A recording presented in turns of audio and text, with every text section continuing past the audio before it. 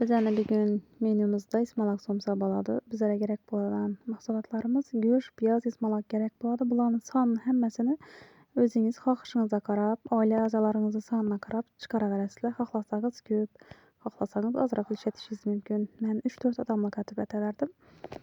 Birinchi bo'lib men ish boshlamayman burun ismalakni sovuq suv ezib qo'yaman hamma vaqt. Chonglari, hamma mikroblari suv chiqib turadi. Keyin piyozimizni mayda-mayda kubik etib to'g'rab, tuz bilan yaxshilab o'ldirib qo'yaman. Go'shtni maydalab kubik shaklida to'g'rayman. Chunki ismalakimiz dim tez pishadi. Shuning uchun go'shtni iloji boricha yupqa dim maydasib to'g'rashlaringiz kerak. Ya inchana deb sasallar ham bo'ladi. Go'shtimiz baribir ko'proq vaqtda pishadi. Shuning uchun men go'shtni dim maydalayman, piyozni maydalayman. Men hamma vaqt ismalak somsa etganimda ismalakka tuzni iloji boricha ozroq solishga harakat etaman.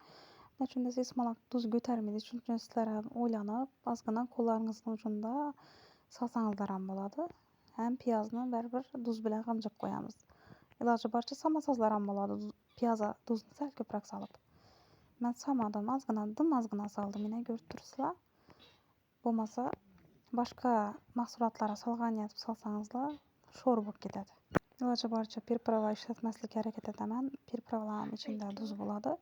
İşletsem yenchilgan kinza ya qora zira ishlataman. Shu somsalar mazali ta'm beradi. Lekin universal priprava ya go'shtniki ya shashliknikini solmayman to'g'risi. Keyin yodlaringizda bo'lsa men kadi somsa etib ko'rsatgandim. Shundan qolgan qatlama xamirim bor edi, shuni ishlatib beraverdim. Ham shu ismalak somsa etganda ichine ko'proq solmasangizlar baribir ismalak o't bo'lgandan keyin issig'i kirgandan keyin o'tirishib qoladi. Shuning uchun ko'proq etib to'ldiribroq solaman. Shu bilan normaga keladi. 170 gradusda yarim soatga qo'yib olaman.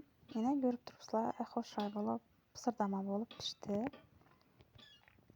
Hamman ustidan tuxum surtganimda tuxumni sarisini surtishga harakat etaman. Oqini sursangiz somsangiz qattiq bo'lib qoladi.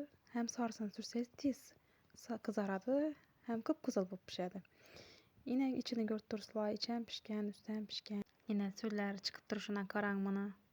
Qo'llarim ham pishib qoldi, sizlarga so'llarni maqtayman deb. Vaqtlaringizni ayamin ko'rganlaringiz uchun hammangizga rahmat.